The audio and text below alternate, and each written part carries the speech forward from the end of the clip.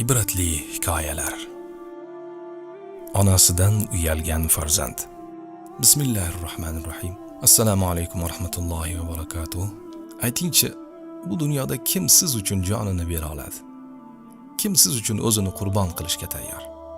Bir o'ylab ko'ringchi. Allohga qasamki, onangizdan boshqa odamni topa olmaysiz. Hech kim sizni onangiz kabi sevmaydi, sizga g'amxo'rlik qilmaydi. Ha, aslo hech kim onangiz kabi jonini qurbon qilishga tayyor emas. Hikoya qilishlaricha, bir yosh yigit o'z onasini yoqtirmas ekan. Onasining tashqi ko'rinishidan uyalar ekan. U onamning ovozini eshitishni ham, o'zini ko'rishni ham istamayman deb aytardi. Axir hech kim onasini sotib olmaydi. Nima bo'lganda ham u sizning onangiz-ku. Siz onangizning roziligini topishingiz kerak. Aks holda Allohning g'azabiga uchraysiz. Bu yigitning onasi juda mehribon edi. Lekin ona qanchalik yaxshilik qilmasin, farzandi yaxshi munosabatda bo'lmasdi. Chunki mushtipar onaning faqat bir ko'zi bor edi. Farzandi onasini tug'ilgandan beri shunday holatda ko'rdi. Shu sababli o'g'li onasining tashqi ko'rinishini yoqtirmasdi. Do'stlari bilan uchrashganda ham onasidan uyalardi. Kunlarning birida ona o'g'lining maktabiga borganda farzandi "Nima uchun bu yerga keldingiz? Boshqa kelmang" deb jahl qildi. Aziz yoshlar, aslo onangizga bunday qo'pol munosabatda bo'lmang. Uning qalbini sindirmang. Bunday qilsangiz Allohning g'azabiga uchraysiz. Axir farzand o'z onasiga ham shunday muomala qilishi mumkinmi? Ammo ming afsuski, hikoyamizdagi yigit o'z onasiga juda qo'pol munosabatda bo'lardi. Kunlar o'tishi bilan uning muomalasi yanada yomonlashardi. Lekin ona hamon o'g'liga juda mehribon edi. Ona yolg'iz o'zi farzandini hech kimdan kam qilmay katta qilardi. Farzandi maktabni tugatdi, ammo o'qishni xorijda davom ettirishga qaror qildi.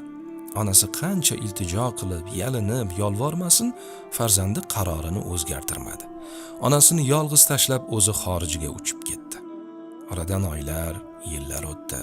Ona o'z farzandini juda sog'inar, soatlab dilbandining rasmiga tikilib o'tirardi. Suratlarini bag'riga bosardi. Ona har kuni o'g'lini izlardi.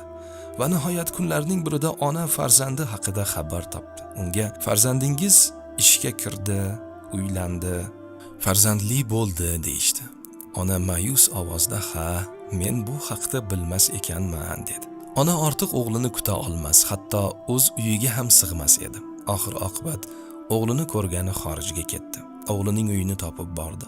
Eshik qoqqan edi, bir ayol eshikni ochdi. "Men o'g'limning onasiman" dedi. Ayol qariya ayolni uyga kiritdi. Buni ko'rgan o'g'ilning ikki yuzi qizarib peshonasidan ter oqdi. "Nima uchun keldingiz?" dedi. O'g'il hamon o'z onasidan uyalardi. Ayol turmush o'rtog'ining onasiga yaxshi so'zlar aytdi. "Biznikida qoling" dedi. Ammo o'z farzandi unga yomon munosabatda bo'ldi. Uning qo'pol munosabatiga ona zo'rg'a 3 kun chidadi. Lekin kelinning oldida juda xijolat bo'lganidan o'z vataniga qaytishga qaror qildi. Ona uyiga qaytgach, bolasi bilan boshqa aloqa qilmadi. O'g'lining farzandlari asta-sekin ko'z o'ngida katta bo'lishardi. Shunda o'zida otalik tuyg'ularini his qila boshladi. O'zining onasini esladi. Onasiga qilgan qo'pol muomalasidan afsuslandi, ammo endi judayam kech edi. Onasini sog'indi, uni ko'rishni istadi. Uyiga qaytib onasidan kechirim so'rashga qaror qildi. Bir nechta joylardan onasini izladi, lekin unga har safar "Bu yerdan ko'chib ketgan" deb javob berishdi. Oxiri onasi yashagan so'nggi manzilni topdi. Ular "Ha, onang shu yerda yashardi, lekin u olamdan o'tgan" deyishdi. Farzand qattiq xafa bo'ldi. "Onang senga bir maktub qoldirgan edi" deb onaning omonatini o'g'ilga berishdi. Farzand xatni olib darhol o'qib chiqdi. Unda bunday jumlalar yozilgan edi. "O'g'lim, bir o'zimni uzoq yillar tashlab ketganing meni qattiq xafa qildi, lekin sen mening farzandimsan va men seni yaxshi ko'raman. Men senga aytmoqchi bo'lgan eng oxirgi so'zlarim bor edi. Sen dunyoga kelganingda baxtsiz hodisa tufayli bir ko'zingni yo'qotgan eding. Senga kimdir o'zining ko'zini bersa tuzatishning imkoni bo'lgani uchun men o'z ko'zimni berdim. Ikkinchi ko'zimni esa seni ko'rish uchun qoldirdim." Farzand onasining qabriga borib tinmay ko'z yosh to'kdi. onajon, meni kechiring deb dod solardi. Onajon, meni kechiring deb dod solardi. Aziz yoshlar, hatto kattalar, onangizni hayotlik davrida qadriga yeting.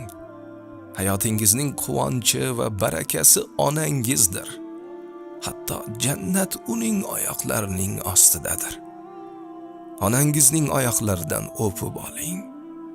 Shu so'zlarni eshitiboq onangizning holidan xabar oling, uni xursand qiling, quchoqlab, men sizni yaxshi ko'raman deb ayting.